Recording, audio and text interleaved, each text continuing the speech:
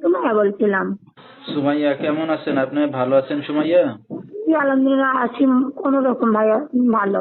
আচ্ছা, কোন রকম ভালো আছেন, আলহামদুলিল্লাহ, তাও সুস্থ আছেন। সুমাইয়া, কোথা থেকে বলতেছেন? আপনার দেশের বাড়ি কোথায়? আমি যশোর থেকে বলছি। আচ্ছা, তো এখন কোথায় থাকেন আপনি বর্তমানে? আমি এখন বর্তমান যশোরে থাকি ভাইয়া। আচ্ছা, দেশের মেয়ে দেশেই আছেন। তো জি, সুমাইয়ার ফ্যামিলিতে কে কে আছে বর্তমানে?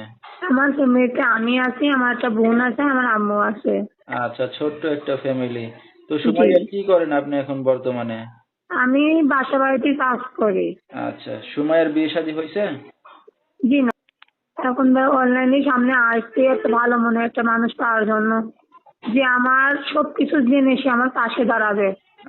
বয়স হলেও কোনো সমস্যা নাই, মানুষের বয়স হতেই পারে, আমার থেকে বয়স হলেও কোনো সমস্যা নেই। ভালো একটা মনের মানুষ চাই, যে আচ্ছা, আমি এখন যে অবস্থায় আছি।